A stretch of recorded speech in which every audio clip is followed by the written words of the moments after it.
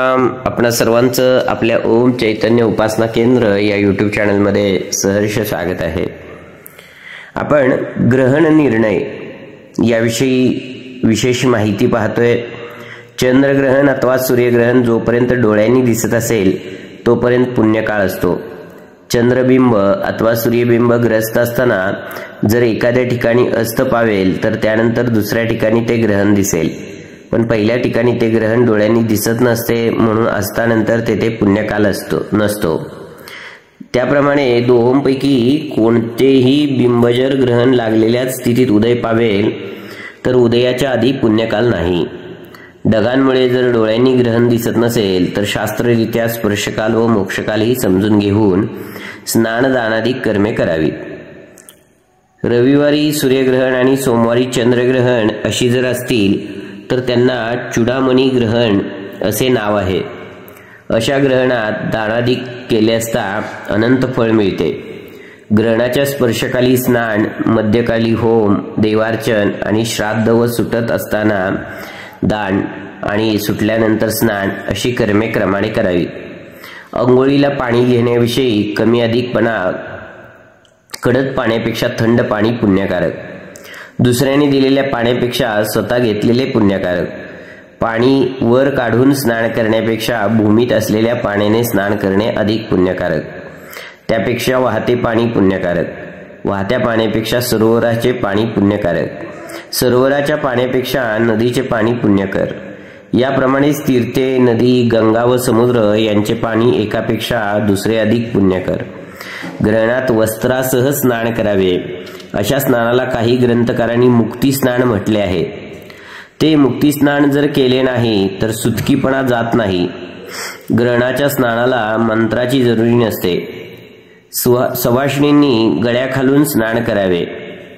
महिला ग्रहणात डोक्यावरून स्नान करतात। सोयर अथवा सुतक यामध्ये ग्रहणाबद्दल स्नान, दान, श्राद्ध वगैरे अवश्य करावीत। नैमित्तिक स्नान करण्याचा जर प्रसंग आला आणि बायको जर विटाळशी असली तर पांड्यात पाणी घेऊन त्याने स्नान करून व्रत करावे। वस्त्र पिळू नये व दुसरे नेसू नये। 3 दिवस किंवा 1 दिवस उपवास करून ग्रहणाची स्नानदानादी कर्मे केली असता मोठे फळ मिळते। एकच दिवस जर उपवास करणे असेल तर तो ग्रहणाच्या आदल्या दिवशी करावा असे कोणी ग्रंथकार म्हणतात व कोणी ग्रंथकार ग्रहणा संबंधाचा उपवास अहोरात्र करावा असेही म्हणतात। संतती असलेल्या व गृहस्थाश्रमी अशा सर्वांनी ग्रहण, संक्रांती वगैरे दिवशी उपवास करू नये असे म्हणतात। ग्रहणात देव व पितर म्हणजेच पूर्वज यांचे तर्पण करण्यास काही ग्रंथकारांनी सांगितले आहे। सर्व वर्णांना राहू दर्शनाचे सूतक आहे, म्हणून ग्रहणकालात स्पर्श झालेली वस्त्रादिके पाण्याने धुवून शुद्ध करावी। गायी, भूमी, सोने, धान्य वगैरेचे जर ग्रहणात दान केले तर त्याचे महाफल आहे। तप आणि विद्या या दोहोंनी युक्त असणारा जो ब्राह्मण तो दानपात्र होय। सत्पात्री दानाचे मोठे पुण्य आहे। चंद्र सूर्याच्या ग्रहणात सर्व पाणी गंगेप्रमाणे, सर्व ब्राह्मण व्यासांसारखे आणि सर्व दाने भूमिदानासारखी असे जे वचन आहे ते सामान्य पुण्याच्या अभिप्रायाचे आहे। म्हणून ब्राह्मण नसलेल्या दिलेल्या दानाचे फल सम, ब्राह्मण व्यक्तीला दिलेल्या दुप्पट फल, श्रोत्रियाला दिलेल्याचे लक्षपट फल आणि सत्पात्राला दिलेल्याचे अनंत फल असे कमी अधिक फळ सांगितलेले आहे। संस्कार वगैरे ज्याचे झालेले नाहीत असा फक्त जातीने जो ब्राह्मण त्याला अब्राह्मण म्हणावे। अशाला दान केले असता वर जे सांगितले तेच फळ मिळते। गर्भाधानादी संस्कार झालेला पण वेदाध्ययन, वेदाध्यापन इत्यादिकांनी रहित असा जो तो नावाचा ब्राह्मण त्याला ब्राह्मण म्हणतात। अशाला दान केले असता दुप्पट फळ मिळते। वेदाध्ययनादिकांनी जो युक्त त्याला श्रोत्रिय म्हणतात। अशाला दान केले असता 1000 पट फळ मिळते। विद्या, सदाचरण वगैरेंनी जो युक्त तो सत्पात्र, अशाला दान केले असता अगणित पट फळ मिळते। याप्रमाणे वरच्या वाक्याचा अर्थ जाणावा। ग्रहणातले श्राद्ध करायचे ते अमान्नाचे अथवा हिरण्यरूपी करावे। श्रीमंताने पक्वाने करून करावे। सूर्यग्रहणात तीर्थयात्रांग श्राद्धाप्रमाणे ज्यात तूप मुख्य आहे अशा अन्नाने श्राद्ध करावे. ग्रहणात श्राद्धाला जेवणारा महादोषी होतो. श्रीमंताने ग्रहणात तुलादानादिक करावे. चंद्र आणि सूर्य यांच्या ग्रहणात तीर्थाचे ठिकाणी महापर्वकाळी मंत्राची जर दीक्षा घेणे असेल तर महिना नक्षत्र वगैरे शोधण्याची जरुरी नाही. मंत्रदीक्षा घेण्याचा प्रकार तंत्रग्रंथात पाहावा. दीक्षा शब्दात उपदेशाचा अंतर्भाव होतो. युगायुगात दीक्षा होते आणि कलियुगात उपदेश होतो. मंत्र घेण्याच्या कामी सूर्यग्रहणच मुख्य आहे. चंद्रग्रहणात जर मंत्र घेतला तर दारिद्र्याधिक दोष प्राप्त होतात असे काही जण सांगतात. आधी उपवास करून चंद्रसूर्याच्या ग्रहणात स्नान करावे आणि स्पर्शकालापासून मोक्षकालापर्यंत एकाग्र चित्ताने मंत्रांचा जप करावा. मग जपाचा दशांश होम करावा आणि नंतर होमाच्या दशांश तर्पण करावे. होम करण्याचे सामर्थ्य नसल्यास होम संख्येच्या चौपट जप करावा. मूल मंत्राचा जप करून त्याच्या शेवटी द्वितीया विभक्त्यंत असा मंत्र देवतेच्या नावाचा उच्चार करून अमुक देवता तर्पयामी नमः असे मोठ्याने म्हणावे. यवादियुक्त अशा पाण्याच्या ओंजळींनी होमाच्या दशांशाने तर्पण करावे. याप्रमाणे नमः पर्यंत संपूर्ण मूलमंत्राचा उच्चार करून अमुक देवतेला मी अभिषेक करतो असे म्हणून तर्पणाच्या पाण्याने आपल्या स्वतःच्या मस्तकावर अभिषेक करावा. याप्रमाणे तर्पणाच्या दशांशाने मार्जन करावे व तर्पणाच्या दशांशाने ब्राह्मण भोजन घालावे. याप्रमाणे जप, होम, तर्पण, मार्जन आणि ब्राह्मण भोजन हे 5 प्रकारच्या रूपाचे पुरस्चरण होय. तर्पण वगैरे करणे जर अशक्य असेल तर त्या संख्यांच्या चौपट जप करावा. हा जो पुरस्चरणाचा प्रकार सांगितला तो ग्रास सहित उदय अथवा अस्त पावणाऱ्या ग्रहणात होत नाही. पुरस्चरण संबंधाने जो उपवास करावयाचा तो पुत्रवान आणि गृहस्थाश्रमी यांनीही करावा. पुरस्चरण करणाऱ्याच्या नित्यनैमित्तिक स्नानदानादिकांचा जर लोप होईल तर दोष सांगितला असल्याने स्नानदानादिक कर्मे मुलगा, बायको वगैरे घरातील प्रतिनिधींकडून करवावा. ग्रहणात मंत्रग्रहणाचा विधी. स्पर्शकालाच्या आधी स्नान केल्यावर अमुक गोत्र अमुक शर्माहम राहुग्रस्ते दिवाकर निशाकरे वा अमुक देवतायाः अमुक मंत्र सिद्धिकामो ग्रासादी मुक्तीपर्यंतम अमुक मंत्रस्य जपरूपम पुरस्चरणम करिष्ये असा संकल्प करावा आणि आसनविधी, न्यास वगैरे स्पर्शाच्या पूर्वी करावी. मूलमंत्राचा जप स्पर्शापासून आरंभ करून मोक्षापर्यंत जपावा. नंतर दुसऱ्या दिवशी स्नानाधिक नित्यकर्म करून अमुक मंत्रस्य कृते तत् ग्रहणकालिका मुख्य संख्या पुरस्चरण जपसान गतार्थन तदशांश होम, तदशांश तर्पण, तदशांश मार्जन, तदशांश ब्राह्मण भोजन आदी करिष्ये अशा संकल्पानंतर होमादी कृत्ये करावी अथवा होमादिकांच्या चौपट किंवा दुप्पट जप करावा. पुरस्चरण करणाऱ्याने आपल्या पुत्रादिकांना आपल्या स्नानादी क्रिया करण्याची आज्ञा केल्यावर पुत्रादिकांनी अमुक शर्मणो अमुक गोत्रस्य अमुक ग्रहण स्पर्शन स्नानज निश्रेय प्राप्त्यर्थम स्पर्श स्नानम करिष्ये असा संकल्प करून त्याची स्नानादिक कृत्ये करावी. पुरस्चरण जे कोणी न करतील त्यांनीही गुरुने सांगितलेल्या मंत्राचा आपापल्या इष्टदेवतेच्या मंत्राचा आणि गायत्री मंत्राचा जप ग्रहणात अवश्य करावा. नाहीतर मंत्र मलिन होतो.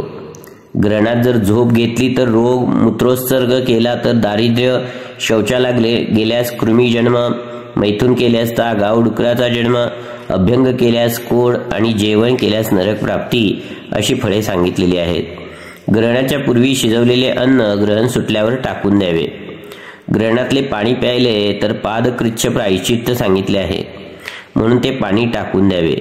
कांजी, ताक, तूप व तेल यात तळलेले पदार्थ व दूध या वस्तू ग्रहणाच्या आधी तयार केलेल्या असल्यास ग्रहणानंतर घ्याव्या.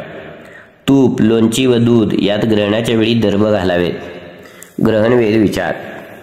ग्रहणाच्या प्रहराच्या आधी सूर्यग्रहणाचा वेद 4 प्रहर असतो. दिवसाच्या पहिल्या प्रहरात जर सूर्यग्रहण असेल तर आदल्या दिवसाच्या रात्रीच्या 4 प्रहरात जेवू नये. ग्रहण जर दुसऱ्या प्रहरात असेल तर आदल्या रात्रीच्या दुसऱ्या प्रहरापासून जेवण वर्ज्य. त्याचप्रमाणे चंद्रग्रहण जर पहिल्या प्रहरात असेल तर दिवसाच्या दुसऱ्या प्रहरापासून भोजन वर्ज्य करावे. हेच ग्रहण जर रात्रीच्या दुसऱ्या प्रहरी असेल तर दिवसाच्या तिसऱ्या प्रहरापासून जेवणाचा त्याग करावा. बाल, वृद्ध व रोगी यांच्या संबंधाने 1.5 प्रहर किंवा 3 मुहूर्त म्हणजे 6 घटका समजावा. सशक्ताने जर वेदात जेवण केले तर त्याने 3 दिवसांच्या उपवासाचे प्रायश्चित्त करावे. ग्रहणात जेवण केल्यास प्राजापत्य प्रायश्चित्त करावे. ग्रहण लागले असताना जर चंद्रोदय होईल तर 4 प्रहर वेद असतो, म्हणून आदल्या दिवशी जेवू नये. खग्रास चंद्रग्रहण असल्यास 4 प्रहर वेद आणि 1 देशग्रास असल्यास 3 प्रहर वेद असतो, असे काही ग्रंथकार म्हणतात. चंद्रग्रहण खग्रास असतात जर चंद्रास्त होईल तर ग्रहण असून जर चंद्र व सूर्य हे अस्त पावतील तर दुसऱ्या दिवशी उदयाच्या वेळी स्नान करून शुद्ध होऊन मनुष्याने व्यवहार करावा, असे वचन आहे. येथे स्नान करून शुद्ध व्हावे असे म्हटले आहे. यावरून शुद्ध मंडळाच्या दर्शनाच्या वेळी जे स्नान करायचे त्याच्या आधी शुद्धी नाही असे सांगितले आहे. म्हणून पाणी आणणे, स्वयंपाक करणे वगैरे जे करणे ते शुद्ध बिंबाचा उदय झाल्यावर जे स्नान करायचे त्याच्या आधी करू नये असे मला वाटते. सूर्यग्रहण जर ग्रस्तास्त होईल किंवा ग्रस्तोदित होईल तर पुत्रवान अशा ग्रस्ताश्रमी माणसाला उपवासाचा निषेध सांगितला आहे. यास्तव त्याने 6 मुहूर्ताचा वेद टाकून ग्रहणाच्या पूर्वी जेवावे असे कोणी म्हणतात. पुत्रवान अशा ग्रस्तानेही ग्रहणात उपवास करावा असे जे माधवाचे मत आहे ते शिष्टाचाराला अनुसरून असल्याने योग्य दिसते. सूर्यग्रहण जर ग्रस्तावस्थेत अस्त पावेल आणि चंद्रग्रहण जर लागलेलेच उदयाला येईल तर अग्निहोत्र्याने अन्वाधान करून पाण्याने व्रत करावे आणि जेवू नये.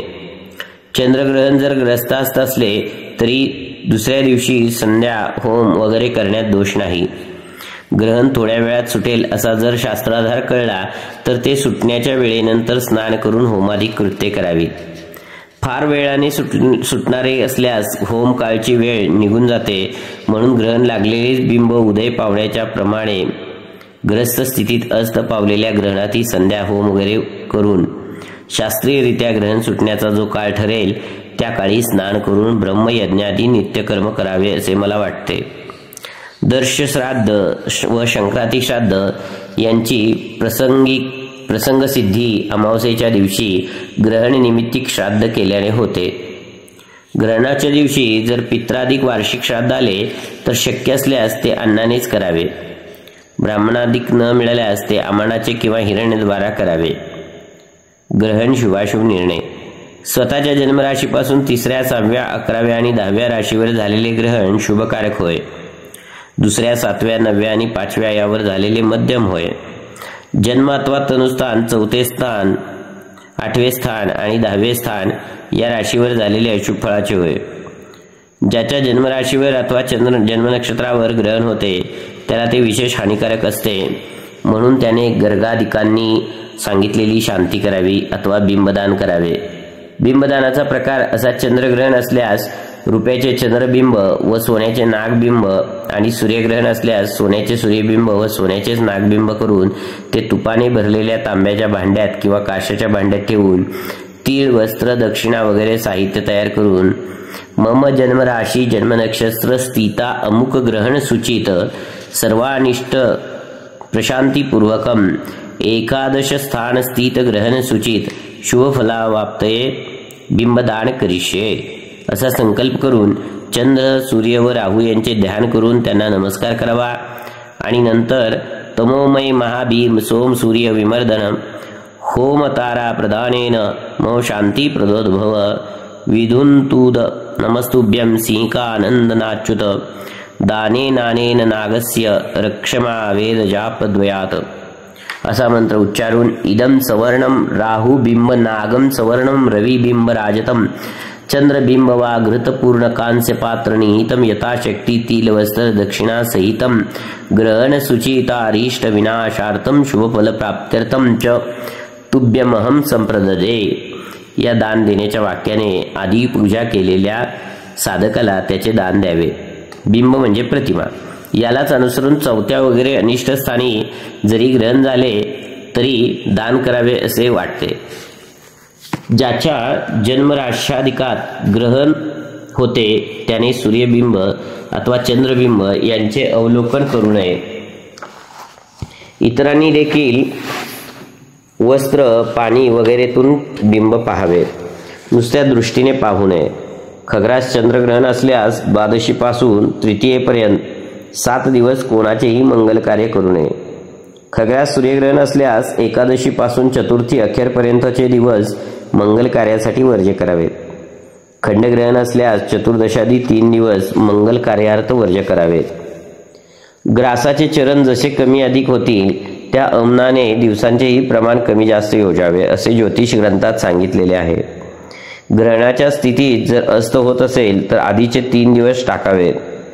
ग्रहण लागलेल्या अवस्थेतच जर उदय होईल तर पुढचे 3 दिवस सोडावेत। अगदी खग्रास ग्रहण असल्यास पुढचे 6 महिनेपर्यंत ज्या नक्षत्रावर ग्रहण झाले असेल ते नक्षत्र वर्ज्य करावे। थोडा ग्रास पादारी असल्यास 1.5 महिना वगैरे प्रमाणाने वर्ज्य करावे।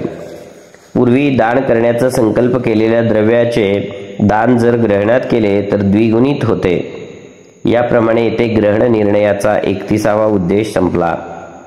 ग्रहणातील कृत्ये: ग्रहण स्पर्श होताच स्नान करावे। पर्वकालामध्ये देवपूजा, तर्पण, श्राद्ध, जप, होम आणि दान करावे। पूर्वी काही कारणाने खंडित झालेल्या मंत्रांच्या पुरस्चरणाचा आरंभ या कालावधीत केल्यास त्याचे अनंत पटींनी फळ मिळते।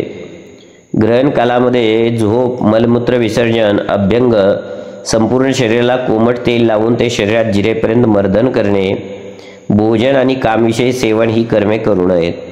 अशौच असता ग्रहण कालात ग्रहणासंबंधी स्नान दान करण्यापुरती शुद्धी असते। ग्रहण मोक्षानंतर स्नान करावे। ग्रहणाचा काळ गरोदर महिलांनी अधिक जपावा असं कायम सगळ्यांकडून सांगितलं जातं। त्याप्रमाणे घरच्या मंडळींकडून काळजी घेतली देखील जाते। खालील गोष्टींची गरोदर महिलांनी टाळाव्यात: ग्रहणाच्या वेळी काहीही खाऊ नये। यावेळेत साधं पाणी प्राशन न करता फक्त नारळ पाण्याचे सेवन करावे आणि रात्री दूध भात खाल्ल्यास उत्तम समजला जातो। त्याचप्रमाणे यावेळी गर्भवती महिलेने गाठी मारू नयेत। तसेच गरोदर महिलेने कोणतीही वस्तू किंवा भाजी यावेळी कापू नये, चिरू नये। तसेच यावेळी गरोदर महिलेने कोणतीही गोष्ट फाडू नये। यावेळी आळस देऊ नये, कुस बदलू नये, तसेच लोळायचं देखील नाही। त्यामुळे गरोदर स्त्रीने शांत बसून नामस्मरण केल्यास त्याचा अधिक लाभ होतो। त्याचप्रमाणे ग्रहणाच्या वेळी कोणतेही कापड पिळू नये, झाडून काढू नये आणि महत्त्वाची गोष्ट म्हणजे ग्रहणाच्या दुसऱ्या दिवशी कोणतीही गोष्ट शिळी खाऊ नये। यामध्ये जेवण, दूध आणि पाण्याचा समावेश आहे। तर आपल्याला ग्रहण निर्णय, ग्रहणामध्ये आपल्याला नेमकं काय करावं याविषयी आपण ही उपयुक्त माहिती दिलेली आहे। आपण सर्वांनी ही माहिती बारकावेने ऐका आणि यातील जे जे आपल्याला जमतंय सहजतेनं ते आपण सर्वांनी फॉलो करा। ही माहिती ऐकल्यानंतर आपल्याला निश्चितपणे ग्रहणाविषयी सविस्तर माहिती आपल्या समोर येईल। आपणा सर्वांना विनंती आहे, आपण सर्वांनी आपल्या ओम चैतन्य उपासना केंद्र यूट्यूब चॅनलला सबस्क्राईब करा, लाईक करा, शेअर करा, बेल आयकॉनचे बटन दाबा, कमेंट करायला विसरू नका। प्रभू सियावर रामचंद्र की जय।